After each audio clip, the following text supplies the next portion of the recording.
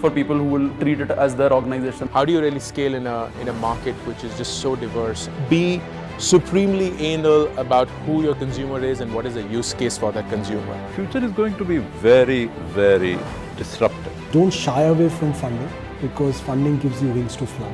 Co-founders are like a marriage, and organization is like a child.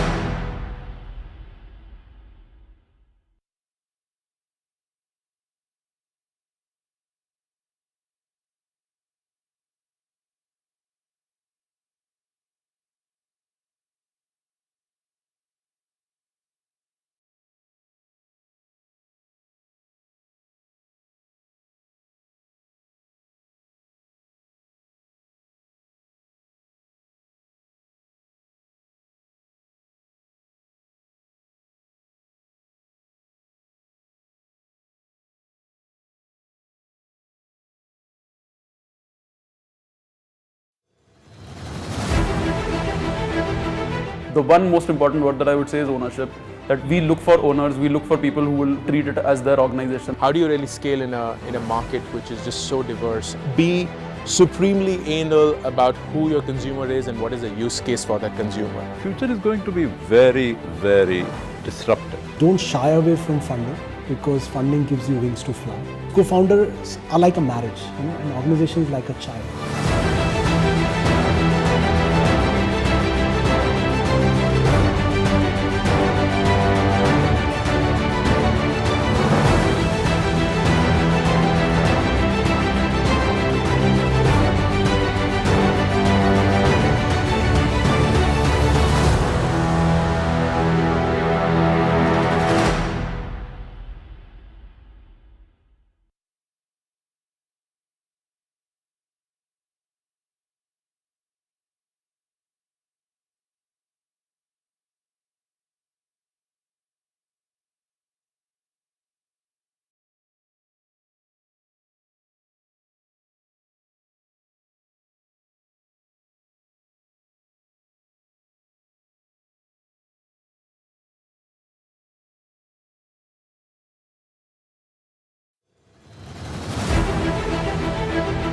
The one most important word that I would say is ownership. That we look for owners, we look for people who will treat it as their organization. How do you really scale in a market which is just so diverse? Be supremely anal about who your consumer is and what consumer. Future is going to be very, very disruptive. Don't shy away from funding because funding gives you wings to fly. Co-founders are like a marriage, and organization is like a child.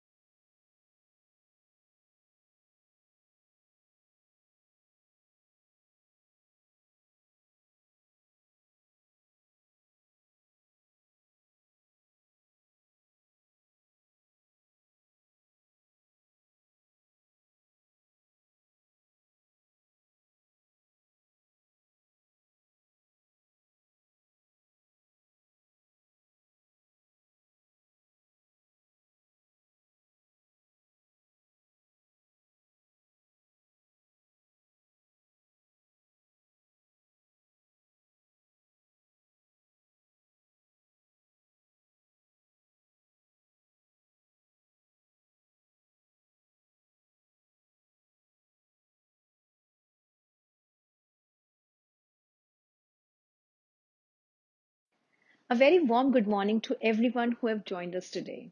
I welcome you all to the much awaited IXI Summit 2021 hosted by UNCEP Accelerator in association with AWS EdStart. At the IXI Summit, we intend to foster a community of edtech startups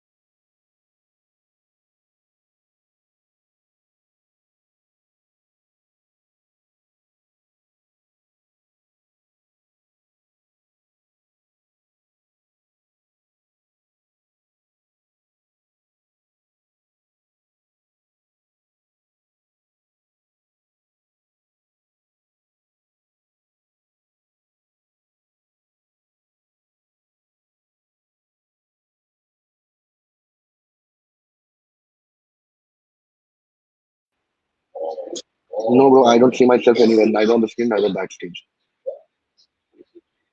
Yeah.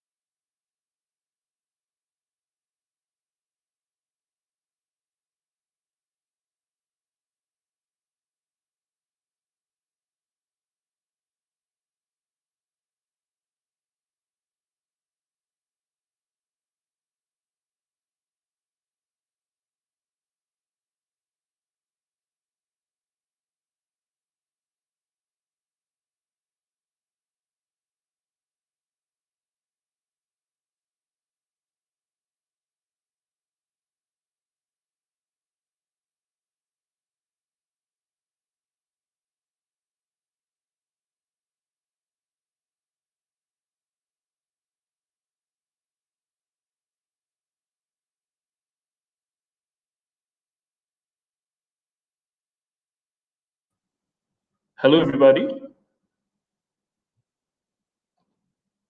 I hope I'm audible to everyone. Hello, everybody. We welcome you to the second day of the IXI Summit 2021. This is obviously a very important panel of investors who are going to express their frank and honest views on how the investment landscape is in edutech. And I'm joined by a really, really good panel. And I am excited because I also want to ask them a bunch of questions that I don't know the answers to. So in no particular order, I want to start with Mr. Dhyanu Das of Alpha Ventures. He's the founder. Please, sir, can you come on stage?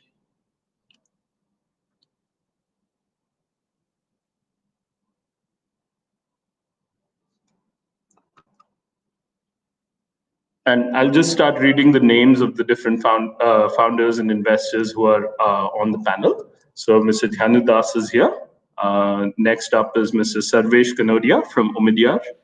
He's a principal there and he manages all the edutech investments. So we're very happy to have him. Johari from Lead Angels. Mr. Rahul Agarwala from Sense AI Ventures. Ankur Capital, where he's a VP. Rahul Agarwala, sorry, one thing I forgot to mention, he's a managing partner. This is, I think, the third time I've been on a panel around him. He's about to speak. He's one of my favorite speakers. I'm very happy to have him on the panel where I get to ask questions. Mr. Vinod Keni from Alta Venture Fund, where he's a growth partner.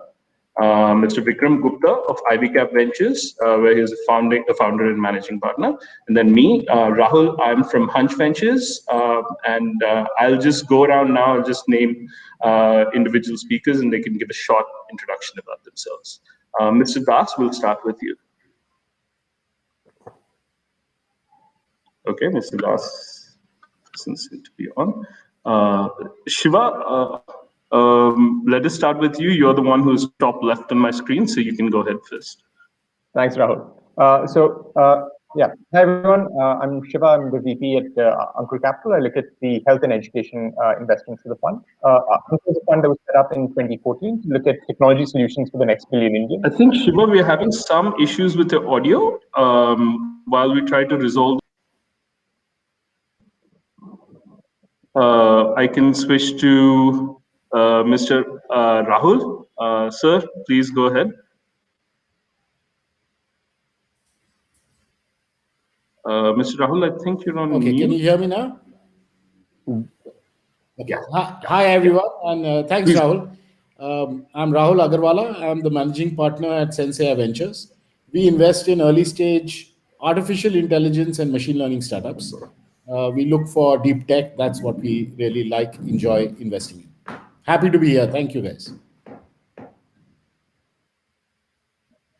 Thank you, Rahul. Mr. Johari, it's over to you, sir.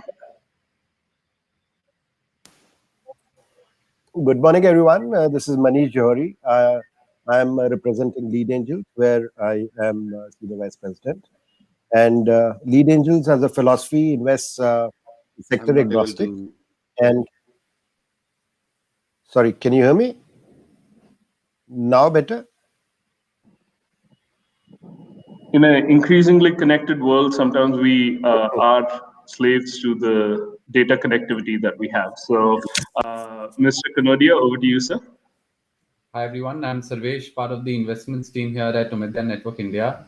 Omidyar Network India is an impact-focused investment fund founded by Pierre Omidyar, who's the founder of eBay.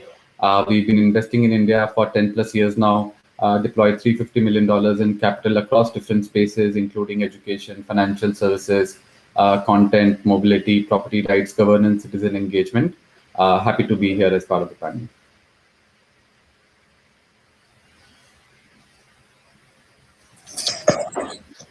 Sarvesh, so I happen to be part of a startup for 5 years that was funded by Omidyar. So I've had personal experience working with your team is just great. Yeah. So Mr. Das, over to you, sir. Thank you. Hello, everyone. My name is Dhyanu Das. I am managing partner for Alpha Ventures. We invest in early stage, idea stage, I would say, startups, and have done about 30 plus investments so far in the last 5 years. We are sector agnostic. Mr. Das, I think your connectivity is also bad. I would rely on my fellow panelists to back me up every now and then, if I so that I don't get caught being the one that has the bad connection. You can't hear me at all? Now it's good. Okay. Okay. So again, I'll start. Hello, everyone. I think the technology is literally, taking over the world, and the most common words we use is, "Can you hear me? Can you see me?" So that's what is happening. My name is Dhyanu Das. Mr. Gupta, sir, are you able to hear us? Yes, I can. Can you hear me? Yeah. Hi, everyone. Hi, everyone. Go ahead, sir. A little bit about yourself. Very happy to be here. So thanks for having me here.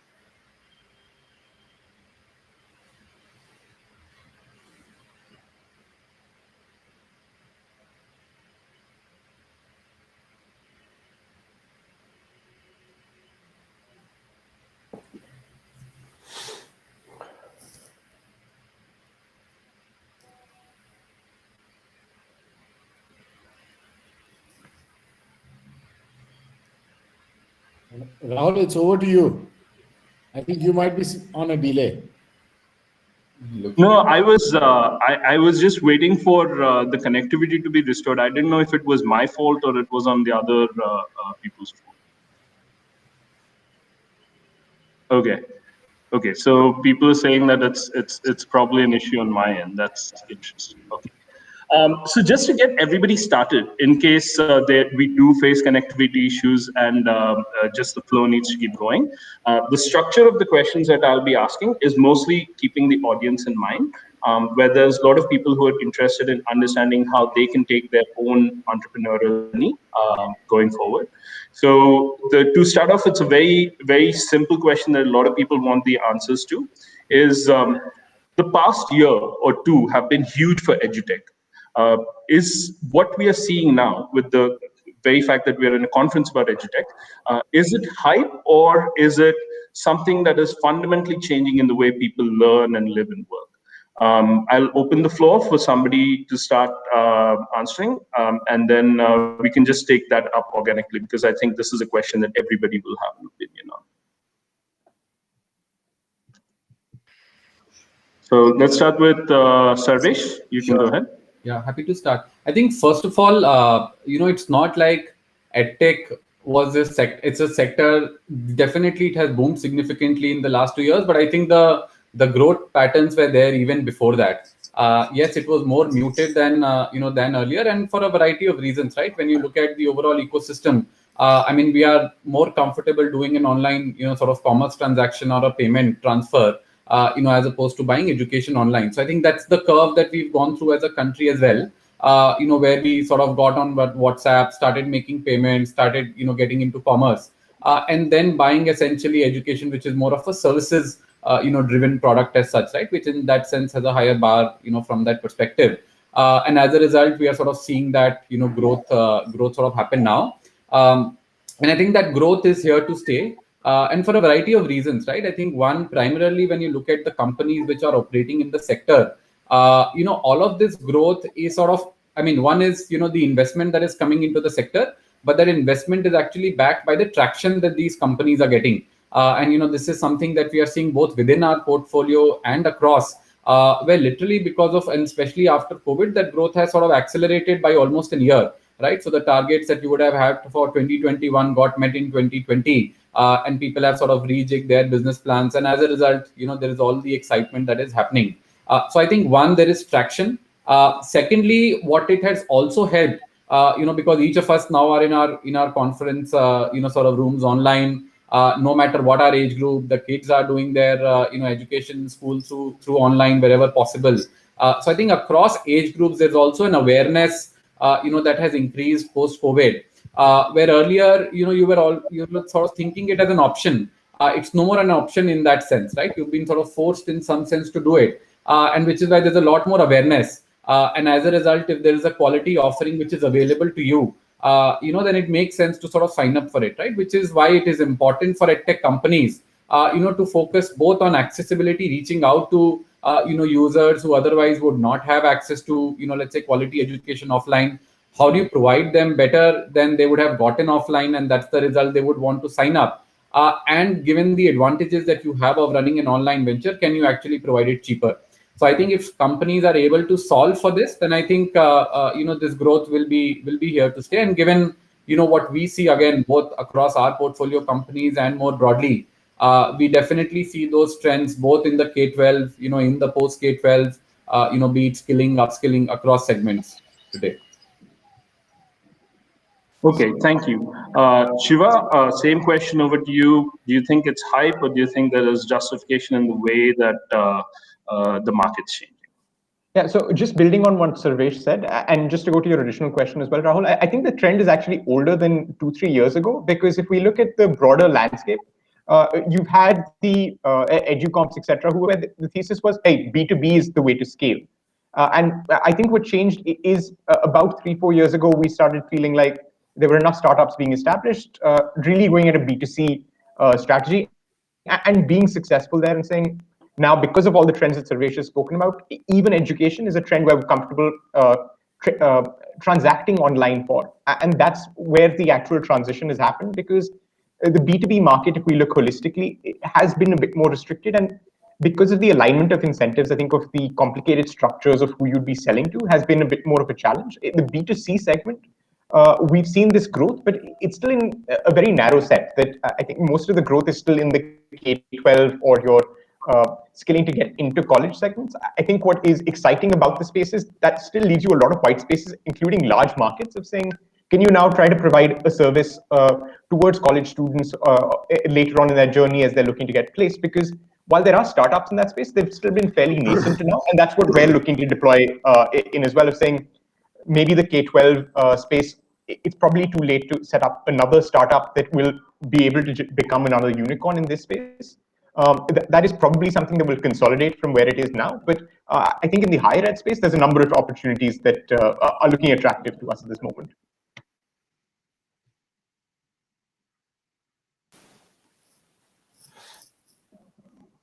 Okay. So one of the, does anybody else have a strong opinion on this, whether if it is hype, like in Rahul, I see you smiling. Over to you. I'm just going to add a different flavor to the perspective. I agree largely with the perspective they've shared. But you see, the key transition for my mind, and Shiva mentioned far more restricted and slower to adopt technology. And just to put that in context, if if a doctor and a teacher from 100 years ago were to time travel to the present, the doctor would be just amazed. He wouldn't be able to believe what's happening in the operating theater, what machines look like, what kind of reports you have. The teacher would just pick up the chalk and start teaching, right? So that is the fundamental difference. You see, educational institutions before pre-COVID did not really change. But today they have no choice. Can't take up the chalk and start teaching. It doesn't work like that anymore. It's not as easy as that. So to me, the bigger change, COVID, to my mind, is actually a bigger impact for consumers, especially students, have been digital for much longer. And of course, here also, then it breaks down into the segment that has smartphones and has laptops versus the segment that doesn't. But at a broader level, what I'm trying to say, COVID is a massive changer for educational institutions to modernize, to really participate in this economy. You'll also find that, maybe that's for later, but how the policies environment is also being shaped up accordingly. Great point to segue. Start off with Mr. Gupta. There is going to be some market consolidation that's going to happen now. Now that the reality is changing, it is moving from the fact that there was a honeymoon period. COVID was also almost a honeymoon period for several people to sandbox their approaches and so on. But now, now that things are going to go back to normal, so to speak, do you think there's going to be some market consolidation in terms of the landscape? So I think I totally agree with the views which are presented earlier in terms of how pandemic is changing the whole industry and the environment. And of course, that has been one of the other reasons why there is a substantial amount of shakeout also which has happened, right? So So there is one fundamental thing which has happened. If you imagine, let's say if the pandemic had happened in 2010 versus now, the difference would have been very substantial, because the last 10 years have seen a very interesting evolution of smart devices, internet access, tier 2, tier 3 towns getting involved, amount of funding available, how the startups have come up. So if this pandemic had happened in 2010, you wouldn't have seen this kind of a change that has happened in the last 1 year. Of course, we've seen a substantial mindset change which has happened, but at the same time, I think what we've also seen is separation of boys from men, in terms of people who were able to deal with the scenario. Nobody was prepared for what was going to happen March onwards last year, but when things started happening, of course there was a substantial shakeout in terms of how people were managing their burns, their other costs, and the growth that they were projecting. Many of them were actually thinking of going to the market to raise their fund. Okay. Manish sir, I hope you can hear me. What about the same question over to you, sir? There are several new companies that are coming up, and one of the companies that is in your portfolio, Okipoki, the idea of how they have evolved and how they have come to the fore during this pandemic, right, is something that I find to be fascinating. So if you could talk about in general how they have approached this, and in also how the market scenario has panned out according to you that has happened since COVID. Thanks, Rahul. Firstly, am I audible or not? Am I audible? You're audible to me.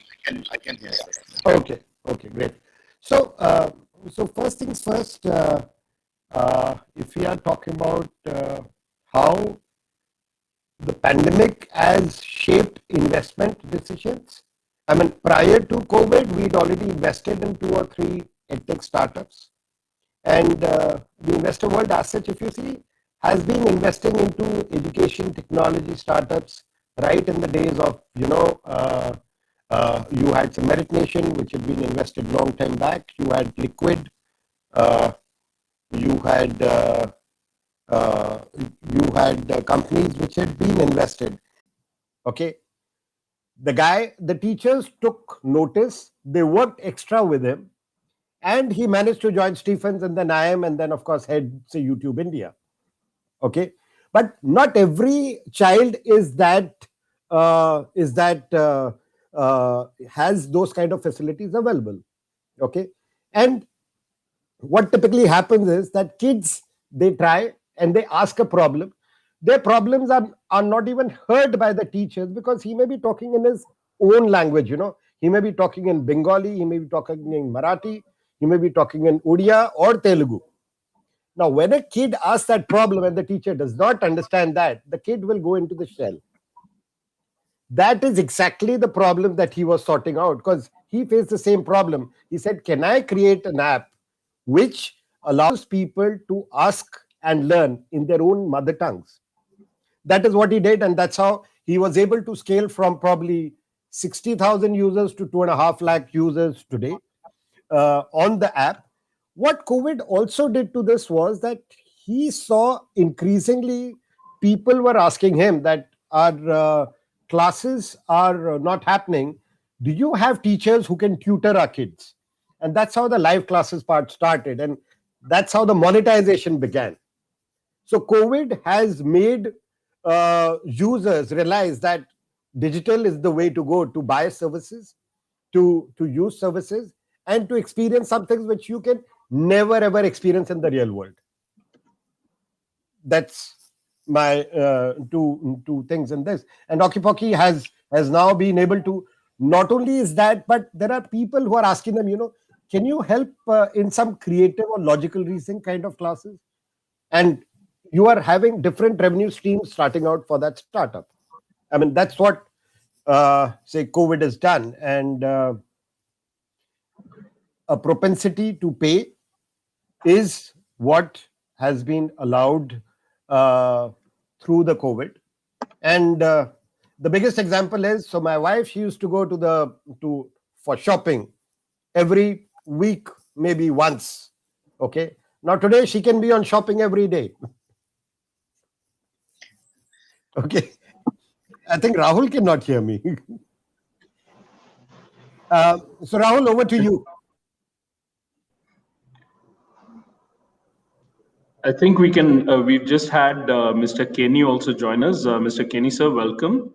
We've had a few discussions already. Can you hear me, sir? Good morning, gentlemen. Sorry, we had a few technical glitches. The challenges of technology, which I think we finally overcame. Yeah, I had a big moment when I realized it was my connection that was bad and not everybody else's. So yeah, join the club. So what we've spoken so far, we were discussing the general landscape of how edutech has evolved over the past few years. If it was hype or if there is actually basis in reality for it.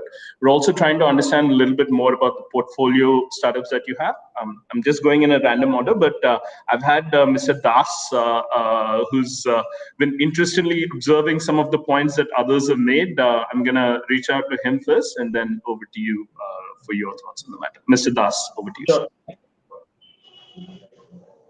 I think most of the points are already covered. I think everybody have said what is actually needs to be told. What I personally feel, COVID actually brought out focus in the men from the boys, and it have been a churning, point where people who were just doing it for the sake of doing it, like log kya kahenge, they just shut it down completely. There were some startups, I would say, who were just doing it for the sake of it. No, I will not shut down. And that was really good point.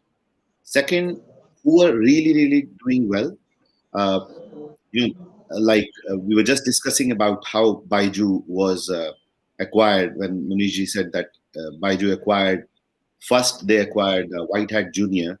That was focusing on revenue. The way they created the revenue, they created an army of salespeople from the kids itself, and that's when Baiju took it over and have a great revenue. And then they took over Akash, which is a brick and mortar, which is having more than 250,000 students, and completely brick and mortar product from the ages old way of teaching. I think this particular year, what Vikramji said that if it happened in 2010, it was not the impact the way it has impacted today. This change was much needed. I used to use Zoom, and 99% of people used to say, "What is Zoom?" I said, "Look, I think let's try it." Most of my family members never use Zoom, and now my younger daughter, who is 9-year-old, she knows how to use Apple more than I know or my family member know, because she's taking her classes on computer, and they are hacking things where teacher are looking at them and they are doing what they want to do. It's we were like that before, and they are literally creating things which we never dreamed of creating at the age of 9, because this pandemic brought out a lot of focus in them. And the future is technology.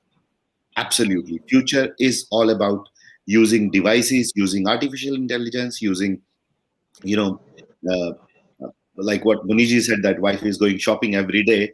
I think same is in my house. And the best part, they all are searching for the best deals. And when they're doing some shopping and they are going on different websites, and even comparing, sitting at home, sitting in different room, comparing different sites, buying the same thing for snipping some extra discounts or some extra deals, which is really, really good, which is actually making people save a lot of money when it comes to shops and all that. When the people used to open, I remember Zara showroom was paying 2 crore 50 lakh rent in Mumbai, and there was a big news about 5-6 years back. And they can just save that kind of money per month and put it on online and give it back to their people. So the the cost of overhead cost can go down. Same thing with with EdTech. EdTech, the deals have gone down. I mean, if you see 2019, the deals were above 600 and they have gone down to 400, but the investments have gone up. Huge investments have gone up. So the ticket size is gone up. The acquisitions have gone up. And I think 2020 have taught a lot of us that M&A is the future, whether it's EdTech or anything. And this has given an opportunity. Who could have thought that Akash would sell for $1 billion? I think it was a big news. And a lot of acquisitions for M&As happening in EdTech made it possible for young players to solve a small problem, and then I'll be acquired by a big player. This is what was happening in the West, not in India. And I think this is what particularly I would say that added a lot of value to India and to the EdTech industry. The way I would put it, I think the next 10 years, the entire thing will change. The EdTech and the startup, we can easily become the startup capital of the world. Already we are number one in the technology. TCS is number one company in the world, followed by us. And in EdTech, Baiju is number one company in the world. So definitely, India is rocking and it will be a Absolutely. Thank you. Absolutely. So everybody, we are at the halfway point of this conversation. Since this is an investment panel, one of the things that a lot of people in the audience would actually want to know is the individual VCs that are on this panel. What is their outlook? What are the trends that they are going to see that will need funding coming up? What are some, and this is a personal question that I'm also a little curious about, is what do you think the trends that have not yet come to the come to the forefront but are developing in this space? Mr. Kenny, I will direct this question to you first, and then we can go accordingly. If anybody has a point to make, just please, do the traditional raise your hand, and I would switch over to you. Sure. So good morning, everybody, and it's a pleasure to be part of the panel, especially with some of the people who are friends and who haven't had the opportunity of seeing in person over the last 1 year due to the pandemic. So EdTech has been the flavor of the month, or at least the flavor of the year so far, and has attracted its own share of attention, as well as its own share of entrepreneurs and the investors too, and it will continue to do that. But I think 2021 will also see a bit of a maturation of some of these companies, and you're starting to see a little bit of that with the way some of the better funded companies like Baiju's, Vedantu, Unacademy, some of them are really getting ahead and leaving the competition behind, and I think that will continue, which will also mean that there will be selective acquisitions happening, which will also indicate that there will be some level of consolidation.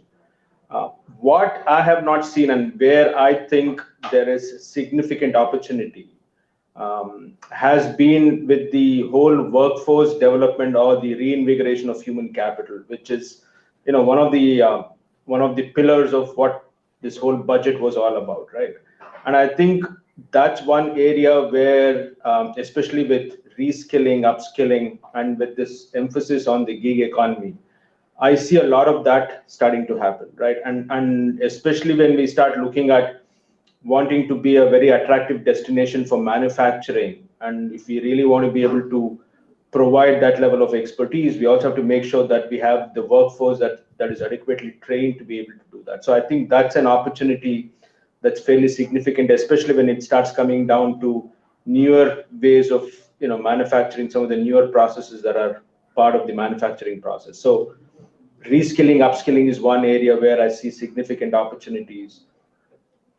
the infrastructure and the back-end pieces, especially on education, because there's a lot of the emphasis on the front end of being able to integrate and work with students. And I think that process has seen a fair amount of investor interest and also a lot of entrepreneurs doing business there. But I think the plumbing piece is something that my feeling is, you will start seeing a fair amount of action this year.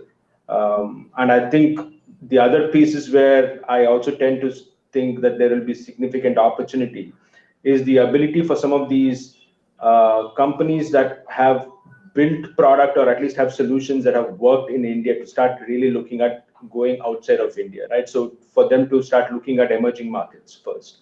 And I think that's an opportunity that's also awaiting us in 2021. And then, of course, the more increased use of AI in the modes of instruction. And I think, right now it's happened in that. I think that's another area that offers quite a lot of opportunities there. Last but not least is teacher training. I mean, everybody talks about wanting to get enough teachers, but I don't think we have enough good teachers. And if you have to really get good teachers, and especially some of those teachers have to be aligned with what the demands of the companies, the employers, and the world around us, which has changed dramatically, is going to be needed. I think we also need to make sure that our teachers are trained and trained well. And I think that's an opportunity which I have not seen too many companies personally, but I think that's another opportunity that's out there for entrepreneurs to look at. Okay, so if anybody in the audience is in any of these categories, you know who to reach out to. So yeah, Shiva, over to you. Yeah, thanks, Rahul. So I agree with some of the sectors that Vinodji noted.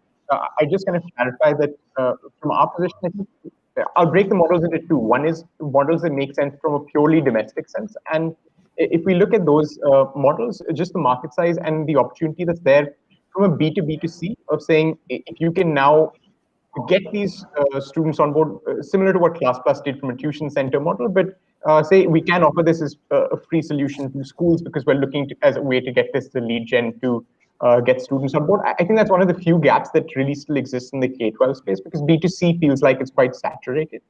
And outside of that, I'd say the higher ed space and thinking of opportunities, right from students in college of saying, how can you actually get job ready? How can you actually build a college community, a series of college communities by which there's a broad network building out and find ways to monetize that. I think those are interesting opportunities we're seeing.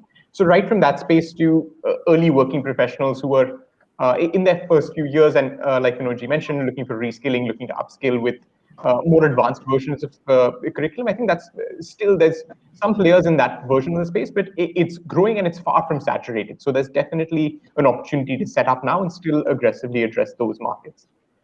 Two, where I feel it's probably a bit more global are, as Vinodji mentioned, teacher training is a big gap. But I think getting a business model built out from an Indian context may be a bit of a challenge. So we see that as saying, can you build from here and then say there's other regions that are sensible for you to really be able to expand to long term. I'm not saying it will be something that happens in the short term, but say that here's where we see the market really playing out. And the other would be on extracurricular material, where at this point, I think there's enough of us that all know students who are taking outside of even what White Hat is offering online, from be it through formal portals or indirectly. But I think that's a change that will come in consumer behavior. Some of this will stick on. Some of it will go back to being an offline setting the moment these institutions can reopen. So there needs to be a large enough market to addressing that. But if you can build something from here that's applicable to a number of other geographies, I think that's an attractive proposition to look at. Mr. Manish, yes, sir. Yeah, so one thought process is that Mark Twain probably had traveled to 2020-21.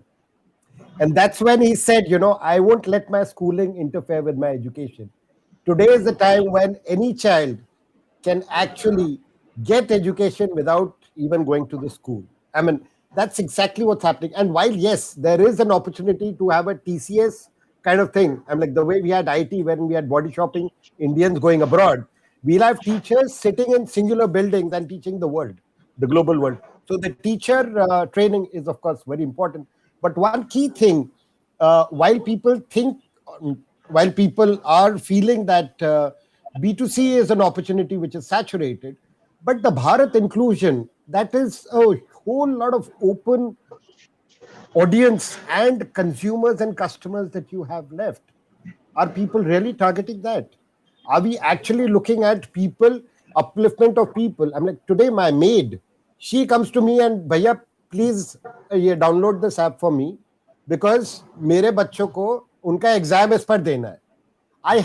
I gave her my smartphone, which I had stopped using because I bought a new one. So now your maids have that, and that is the same thing will percolate down to the tier 2, tier 3 cities. So the Cashify and the Servify of the world, they will ensure that people will move from feature phones to maybe refurbished, say, smartphones. Okay, so the opportunity is huge, and people who are targeting Bharat inclusion, I think that's a very, very interesting play how it will happen. And India is a market, police. Like in US, you had only Amazon, you had only say Salesforce, you had only Microsoft and Apple. In India, we can have 4 or 5 different players, and still there are a lot of opportunities in K12. And one more thing is the employability side, which say Vinod and say Shiva have already shared. Employability, I mean, using that education to for gainful employment, that is one of the key things. So vocational trainings would be a big market that we could be looking at. Absolutely. Thanks. Rahul. He's the one who will power us all. So I'm just going to add on to what Vinod was saying about AI. I think artificial intelligence has a lot of scope in education, but at the same time, I'm also circumspect this partly because there's a lot of ground still left for the entire digitization story itself to play out. So what Manish said, there's a whole bunch of people who are unaddressed today. So there may be larger opportunities there, but I still think that artificial intelligence is definitely a opportunity to use, from whether it is assessments to teaching to homework to prep, all of those pieces. And especially if you're building for the world, I think that makes absolute sense to look at a technology oriented play. The second piece I would say is think about unbundling. Fundamentally, schools didn't only give you teaching, right? It is a bundle of services which a school offered. You got from discipline to extracurriculars to sports to all of that in one single place. So it was looking at development, not just at education. So, but all that is getting unbundled, right? You will have the teaching piece, which is moving faster online than any of the other pieces of the entire education pie, right? So think about that as an opportunity itself and see how the market will shift. I mean, if you told me that after 10 years, most people will still look for getting the degrees this good old way, it may not be true, right? No longer. While this change has been predicted multiple times, I think it's finally here where the environment supports that kind of change. And, whether it's companies hiring and they are being much more flexible, they don't keep on asking you which college you went to and what degree you got and the marks you got to. So the change is there in every aspect. So look at that whole unbundling piece. Excellent. Sarvesh, I have a pointed question for you. I know Omidyar is big into investing in companies that have a social impact as well, right? The idea that this lockdown and COVID has created is a large-scale democratization of society. There has been democratization being achieved in a large number of sectors. Now, I think one of the other panelists, I think Manish sir had pointed this out earlier, is that education also is becoming increasingly accessible to everybody at this point, regardless of what your stand in society is. But for democratization, there also needs to be government policy that supports it. Vikram sir was mentioning the budget. The impact that is happening right now. What are some general trends that you observe, and what government policy that you feel is necessary to support these trends?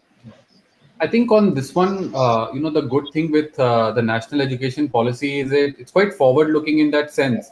Where they have actually laid emphasis on areas where going beyond numeracy literacy. So, for example, I think life skills was a question that was there as part of the Q&A as well. Someone had asked. Now, that is something that the government, for example, is emphasizing on.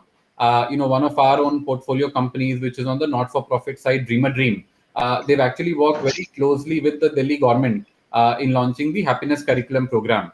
And that is all built around the life skills, program that Dream was running on the ground for, almost 15, 20 years. Before state governments actually even noticed it and wanted to sort of implement it, right? So sort of pioneers, from that perspective. And now seeing the fabulous results on the ground, from that curriculum, there are other state governments who are also now adopting, a version of the happiness curriculum focusing on life skills. So they're already working with 5-6 different states, either on the curriculum side or on the teacher training side, and helping them integrate life skills as part of the curriculum. So this is again something that the new, national education policy emphasizes. The need for life skills and going beyond numeracy literacy. If you look at the recent notification, there's a whole CBSE reforms also that is being talked about.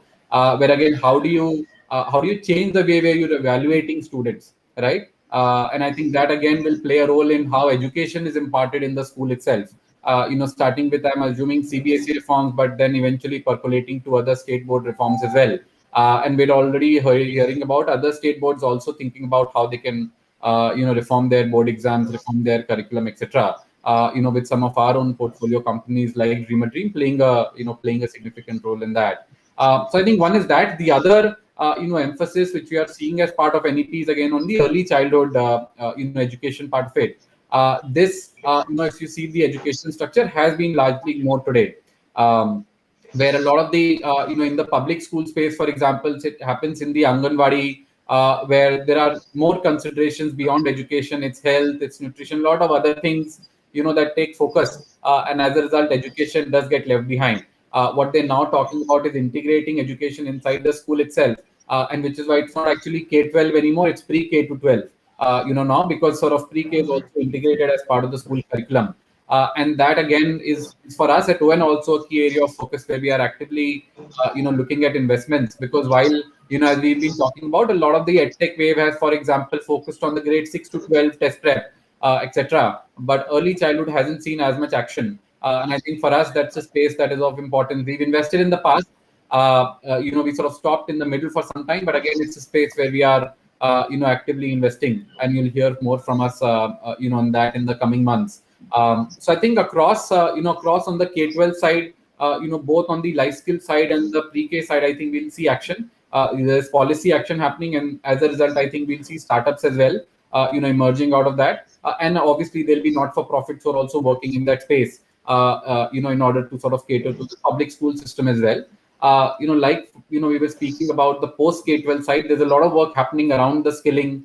We've been involved with the Ministry of Skill Development and Entrepreneurship and helping, them, also in the process as such. So, there's a lot of work that will happen both on the vocational skilling side, but we're also seeing activity in the startup side of it. Where, for example, there are startups which are focusing on roles that earlier we would not think about. And it could be things like makeup, content creation, comedy artists, singers. Like, how do you even train people to get into these roles? Moving beyond your traditional sort of sales, ops kinds of roles, because all of these new vocations are also coming up. So can you actually engage, sort of individuals and get them to train and start working? And in these cases, there will not actually be jobs, that these people will get into. They'll probably become freelancers. They'll probably become micro entrepreneurs, and there'll be different outcomes. But again, I think that's a space that, we are quite excited about, in terms of the activity, that we are seeing.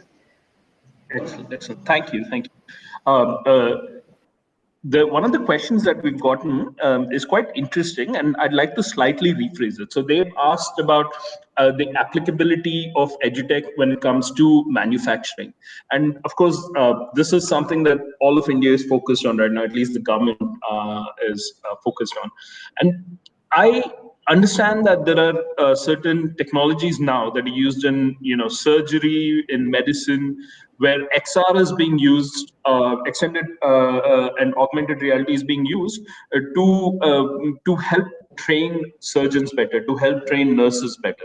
I think the applicability of that can extend to manufacturing as well. If you have any specific thoughts on this subject, on how the applicability of AR, VR, XR towards the development of manufacturing edutech in our country.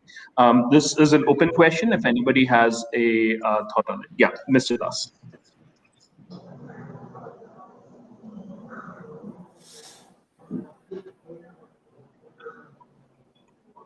Mute, Mr. Das, probably you might. Mr. Das, I think you're on mute. I'm sorry.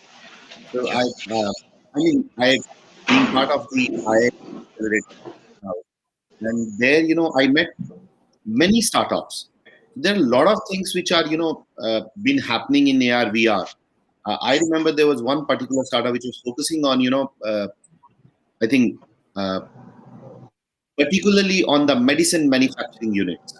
And the machineries are very expensive, and you cannot train people that fast. They are so expensive that they need to have a 10-year, 12-year experience.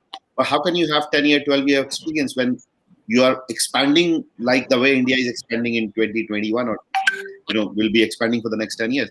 So that AR, VR can actually give the real touch and feel, or not touch and feel, it can give the real experience of the person who is getting trained to operate the machine or even repair the machine.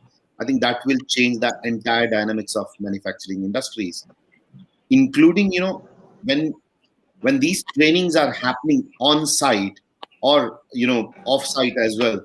This will give them a real experience. So people who are not from the domain can also get experimented with this thing and can do the course on AR, VR, and simply go to companies and say, look, we have done this AR, VR. Now we need to, just simply get some real hands dirty on the job. Shiva? Yeah, so I agree with what Mr. Das said. There's a number of actual startups that are there playing in this space of saying extended reality, of saying for specific verticals. You have a training, for example, we have a company that's in welding and painting training, of looking at how you can actually, rather than go through a training process that most IT guys do, where you have very limited time actually working on the job and working on joints, building these materials out as part of your cycle, because it's expensive. There's a lot of material you have to waste every time you do this. So can you incorporate these physical tools into your process by actually investing in VR, investing in extended reality tools, that once you've done that, every single batch of students can actually get considerably more time, and can bet when they are actually graduating and going to the market, are actually much more skilled at their profession. So I think we're seeing those models now start to roll out for a variety of services. I heard of some companies that are using it for mining, etc., as well, as saying before you actually get out on the floor, we make sure you're going through these qualifications. So there's educational and B2B applications for these models. Excellent. Mr. Gupta, followed by Mr. Kinney.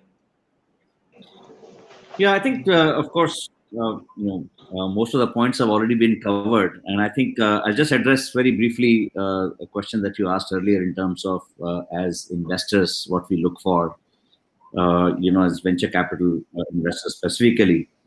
And I will just look at it in a way where, if you look at a 2x2 metric, most of the, consulting world looks at a 2x2 metric. Look at the x-axis as the ideas and the y-axis as markets, and tested versus less tested, and likewise there. Typically when an entrepreneur is working on something which is in a tested idea in the tested market, obviously the risks are lower.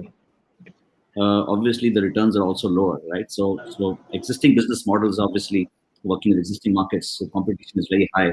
But what we're seeing is with all these technologies we're talking about untested or less tested ideas in tested markets, right? And then extension of that into untested markets as well, like rural markets or multilingual markets or global markets, right? So which are, you basically, which is where all these technologies are being. And I think the important part, specifically to your question also on the application of XR technologies, I think the important part there is, and we are all learning that as more and more data is generated in any area, whether it's healthcare or any vertical that you might take, the data itself becomes the basis of learning, right? So that's where the entire machine learning concept comes, right? So even in the field of manufacturing, as more and more data is getting generated, this data becomes available to these technologies to really be applied for exponential learning. So I think, which is where I see that we are at that point of inflection now. I think in the next couple of years, you will see a lot of this data which is getting generated and has got generated over time.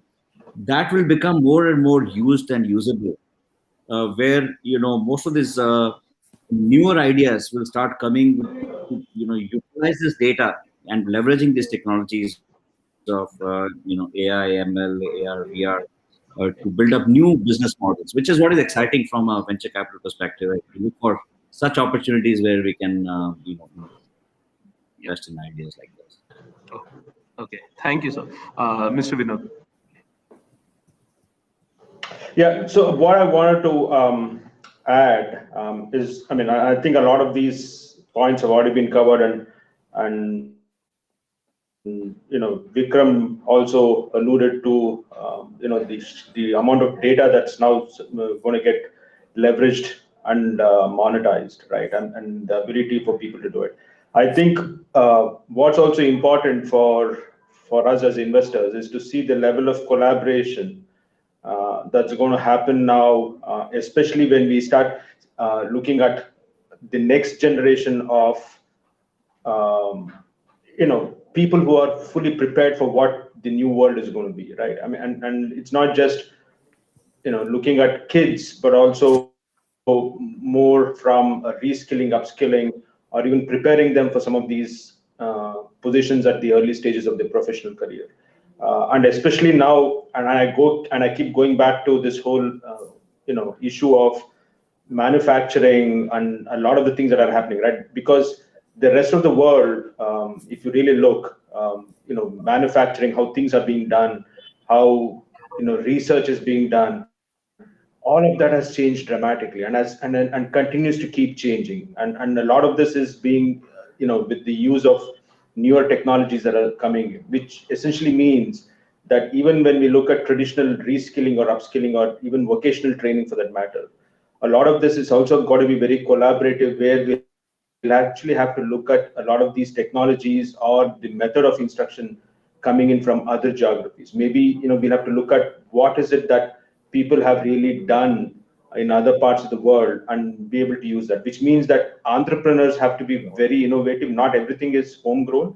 Some of this may be combining things that work maybe in Korea or maybe in Vietnam or somewhere else, and trying to see if that can also be adapted here. And I think a certain amount of that collaborative effort will also start happening, now as well as going into the future, because the traditional ways of what we were actually doing is not going to work anymore. And you alluded to that, the panel alluded to that as well, right? So, and I think that's going to be the case going forward, which means that there is this constant training and retraining of people that has to happen over a period of time, so that they continue to be viable as employees. Because once you have that workforce, then you can attract investment, then you can build these manufacturing, these other kinds of facilities, and then can you really look at employment generation? Because ultimately all of this, if you look at the whole education system, is also about how do I really continue to open up and provide employment opportunities to the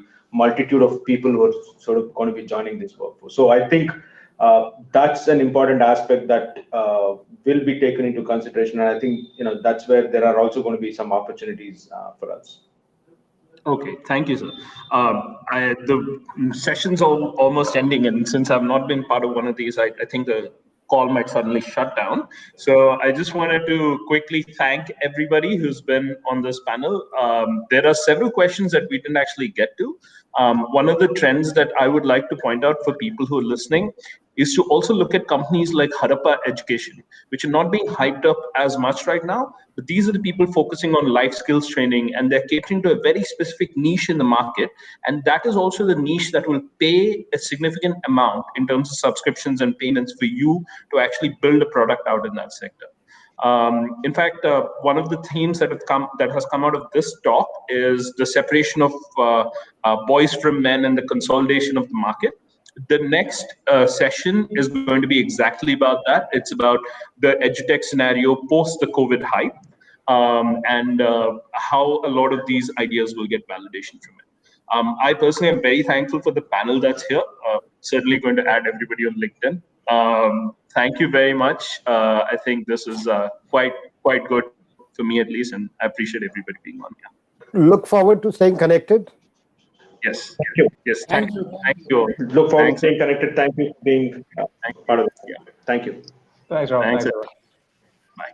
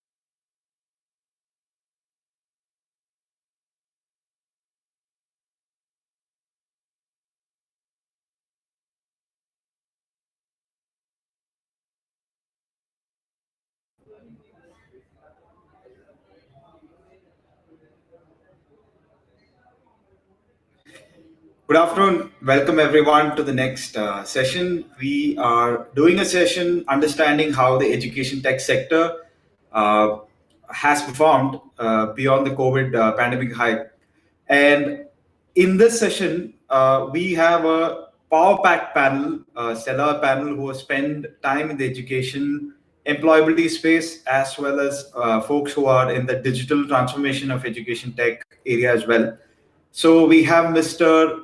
Akshay, who is currently the founder and CEO of Leverage Education. He has been a strong proponent of the study abroad space, and he has done wonderful for himself and for his company in the last couple of years.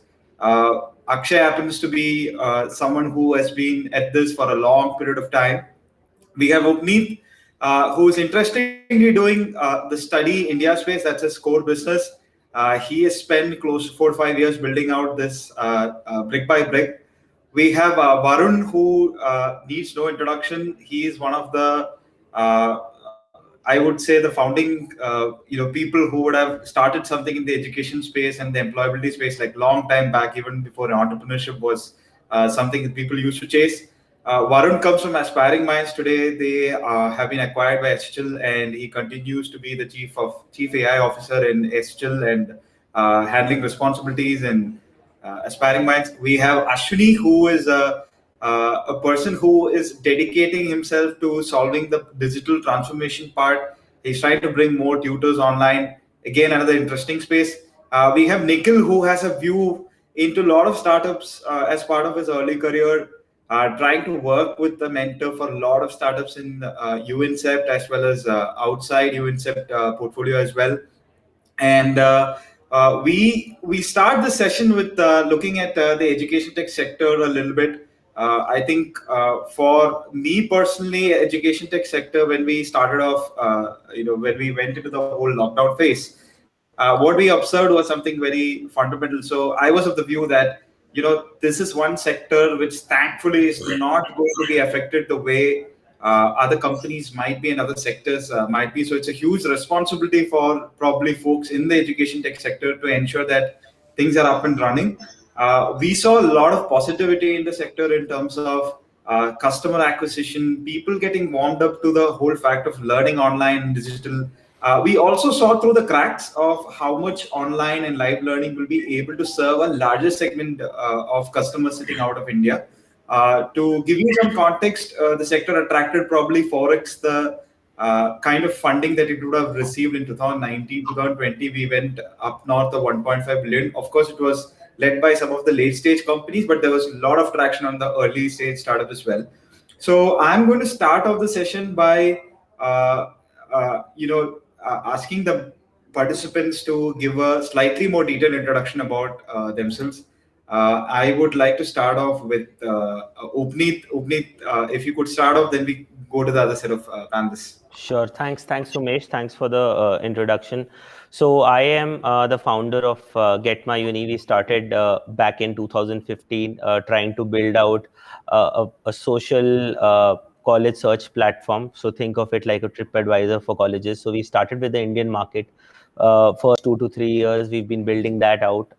So in our 5th year, so today we run, I would say, 3 small business units within the entire group. One is, of course, our core business, which is wherein we help students identify which is the right fit for them in terms of colleges, course, etc. So it's more of a college search platform.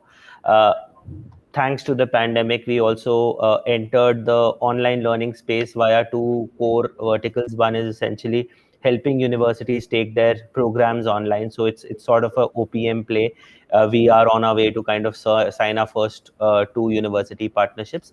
And the last vertical is essentially slightly in the study abroad space. So extend our core study in India business to study abroad. So there we do both study abroad enrollments as well as we have an IELTS learning platform. So bunch of small things, but broadly, this is what we essentially do. Thank you so much, Upneet. Varun, could you make a slightly more detailed introduction apart from what I said? Sure, Sumesh. Thanks for having me. So, we started Aspiring Minds, as Sumesh said, way back. We started in 2008 when entrepreneurship was still budding in India, and we started with this idea on how do we make it a level playing field when it comes to people getting jobs, and that was the idea. And our way was that we will do it using standardized assessments, scientifically developed technology-driven assessments of various job skills, anywhere from language, cognitive skills, personality, and functional skills. And it was me and my brother Himanshu who started the business. If I look at the milestones, the business started, as I said, in 2008.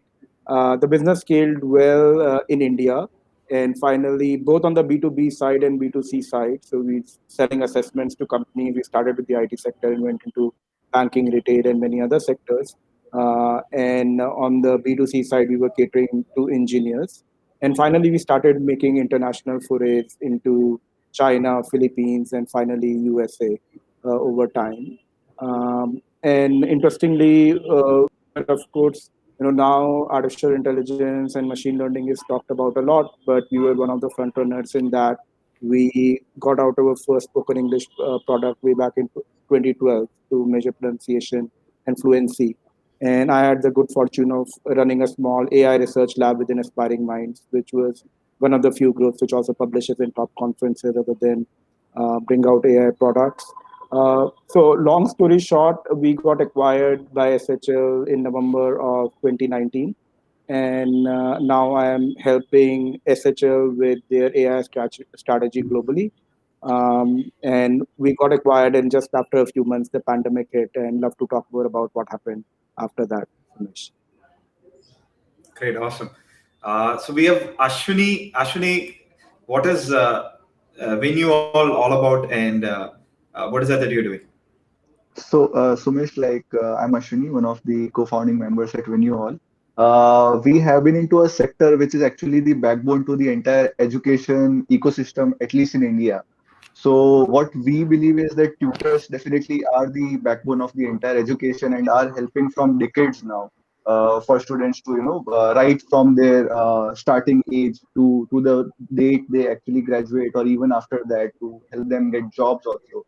So what we believe is that we have seen that all the industries, apart from the tutoring industry, is seeing a massive adoption of technology. But tutors are actually working the traditional way. Like they have a classroom, they'll go, they teach, they'll share some notes, take exams offline. There is no change actually in past few decades, and which is where we want to disrupt that. Help all the tutors go digital, leverage technology, and nowadays there are like a lot of new ways to adapt to actually see the learning patterns of a student, to right away determine that which students are not performing well, who is actually performing really well, which topic do we need to revise again. And on the top of it, what we saw is that tutors have limited scope of revenue also. They are limited by boundaries. They don't have additional scope of revenue apart from what they are teaching to a couple of students, and which is where we aim to help them in each and every aspect to increase their source of income in a longer run, and step their digital brand online. So this is what we are doing, and definitely after pandemic, we have seen a lot more adoption from tutors, because that was only the source of teaching, and which is where I think now there is the next couple of years and at least a decade would be very very important for the tutoring ecosystem in India. Great. Thank you so much, Ashwini, for that introduction. Nikhil, what have you been up to in the last 12 months? What is it that you have seen before that? And what is it that you, yeah, what is it that you seeing forward? Uh, I've been mentoring startups now for more than 4 years, and right from European Union to United Nations to startups in California to Israel. I was myself a global product head, and one of my baby projects was Cisco WebEx, which I took from zero to $300 million with 28% operating margins in 2 years' time. I mean, you must have all used WebEx Teams, so. Uh, I brought that forte, and I've started mentoring startups. And there always was adoption of technology, but not at the rate what we have seen now. So when your question to pre and post COVID, right? One thing is that there is more willingness to adopt technology even in households. जैसे हम बोलते हैं दादी माँ भी technology बोलती है बेटा बताओ क्या है ये. So we have seen that wave coming, but at the same time, it has brought more challenges. Good thing is, out of 2,000 companies which have actually been created in the last 1 year, 30 in India startups, 30% of them are in the edtech sector. Now, this is good news and bad news both, and we all can talk about the happy days, but there are even rainy days coming. The reason is the barrier to entry is lowered. Today, knowing AI is not a big deal. I've led AI teams globally, so I understand that there was a time when it was really a niche skill set. Today, it is a must-have because you want to scale, and at the same time, you want to reduce your marginal cost and talk about personalization. One thing what I have seen though, what has happened is. For example, schools have been adopting, but the LMSs have been imperfect, sure, but there has been an adoption curve. Similarly, a lot of B2C content has been created, but content is just, if you see, is just a commodity now. And the revenue has spiked for sure. From September onward, we saw a lot of edtech startups hitting good revenue spikes. The thing is about the challenge. So the challenges which I see is that the fundamental disruptions have not happened. Offering online courses or offering ERP solutions is one thing, but the underlying disruptions, for example, still creation of content is a very expensive proposition, right? Solving for that, or scaling video at large scale, that becomes a problem. Digital fatigue, that's another thing I've seen, which is having a core fundamental issue. Teachers adopting but still getting confused with tools because they are not seamless at this point of time is again one of the problems. And the lastly, I would say is we have seen the growth, but the ball begins now whether we are going to retain or not. Because you don't create unicorns, or forget, you don't even create healthy companies if you just grow without healthy retention rate. So I think it's still early days from that perspective. There are miles to go. We have seen that edtech, healthcare, and supply chain are three sectors which are life essentials. A lot of micro learnings have come up, so that's a great thing. But core fundamental disruptions, I'm still not seeing coming out from the ecosystem. That's interesting, Nikhil. And so I think we have Akshay joining as well. Akshay, there? I'm there. Hi, what's up? Hey, hi, Akshay. Akshay, so we are doing one quick round of introduction. So we would like to hear from you, so that the audience knows about what you're doing and what is happening. Awesome. No, thanks. Great to be here amongst friends. I run Leverage Edu. We are a study abroad platform that helps students from India, from over 36 cities, go to universities across the world. We help them with things right from the beginning in terms of where they should head to, what course should they select, what country should they be in, all the way to helping them with their applications, and then essentially loading on a bunch of value-added services like helping them find accommodation, their education loans, forex, all the way up to making sure that they reach the dorm room. So right from discovery to dorm room is what we do.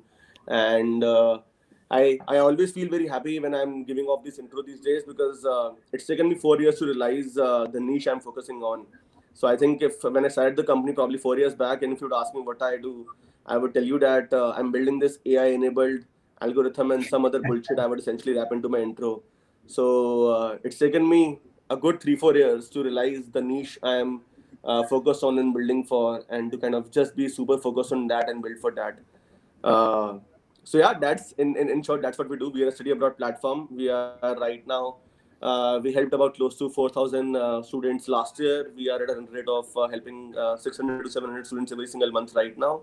And we are predominantly focused on helping students go to UK, Canada, Australia, US, rest of Europe, and about 15% of our business is helping students get to India, Indian colleges. Okay, great. Awesome. That's what we are. Thanks, Akshay, for the candidness on explaining what business you are in.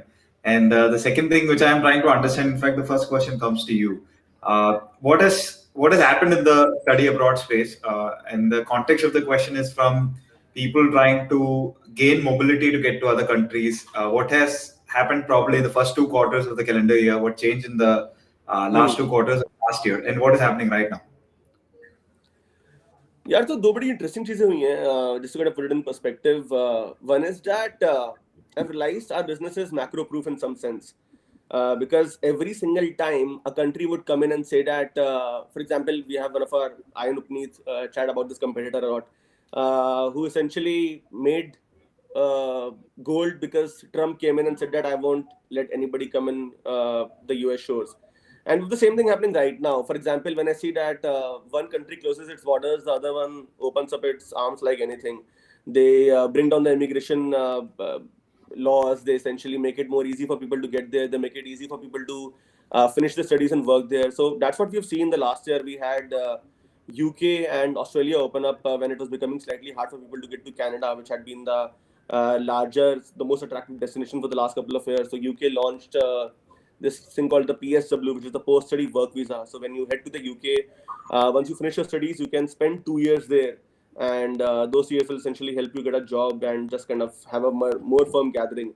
And given the Brexit, given a bunch of other things that are happening in the UK right now, it just makes it a great place for Indians to be at. And that whole myth of foreign education is expensive is absolutely crap, because you can go to London School of Economics for 15 lakh rupees and do your program, and यहाँ पर you can go to Manipal, lovely professional university, and BL Munjal Ashoka, and it's like twice or thrice as expensive.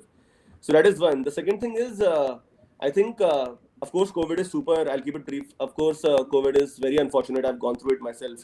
But it's given our business, given it was digital, a big tailwind in some sense. For example, in February, we realized that a large part of our business in terms of student acquisition, reaching out to the students, was in an offline manner. We had these, if you've seen these big offline fairs in convention hotels and like big centers, so on and so forth, where 1,000 people would collect in and kind of speak with the university representatives. So that got completely culled out, right? So we came up with this platform called UniConnect last year, and we said that, hey, universities sitting in your house, we're going to give you a chance to directly, in a platform like this, speak to the students and give them spot on offers. And the student, because we have their entire information, single apply now button, just like you have chat, Q&A, join people here, and they can kind of apply to the university and have an offer come in like less than 24 hours. Generally, the TAT for this is about 3 weeks. So this was crazy.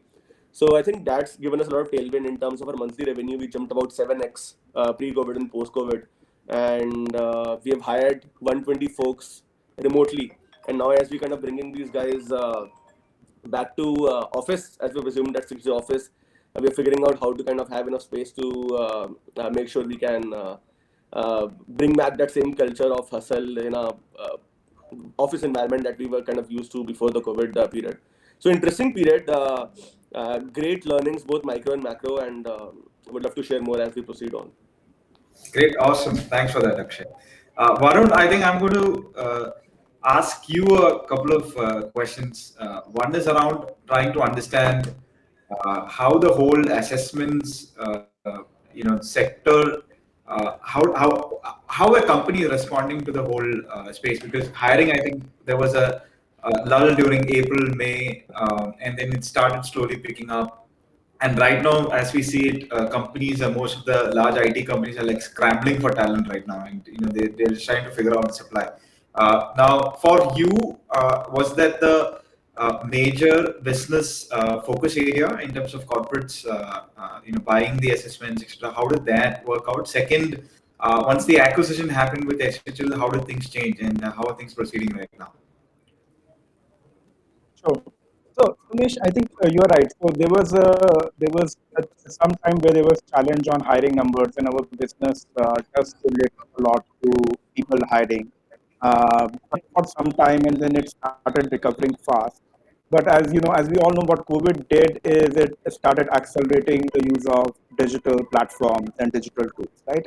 So what really happened is that uh, one, we could cross sell on top of our current offerings to customers who were hiring and for whatever numbers they were hiring. By the way, another thing happened, right? So hiring decreased, but applicants per job kind of increased. Yeah. Because there were lesser jobs. So if you're an assessment company, you're still selling a lot of assessments because for the same position now people are applying. But then what is also happening is that, as I said, right, there's larger adoption of digital tools. For example, our smart interview platform, it kind of suddenly became a big hit with companies. So we've been trying to convince them for maybe a year and a half, saying that you should start using the smart interview platform, and it's more efficient. Your people don't have to travel, and so on and so forth. And they were not ready to use it, and they were taking their sweet time in the business anywhere from 9 to 15 months. And new technology adoption takes it sweet time, but this kind of really ramped it up, right? When we come out of the pandemic, the good news would be that the traditional business will return, but there's been acceleration of some of the new products, which would have taken more time to adopt. Similarly, we have been pushing companies to use auto-proctoring solutions for very, very long. They would rather go and do tests at either their location or on a campus and have physical proctors. And we've been saying that, you should use this auto-proctoring technology or use live proctors. And that suddenly accelerated during this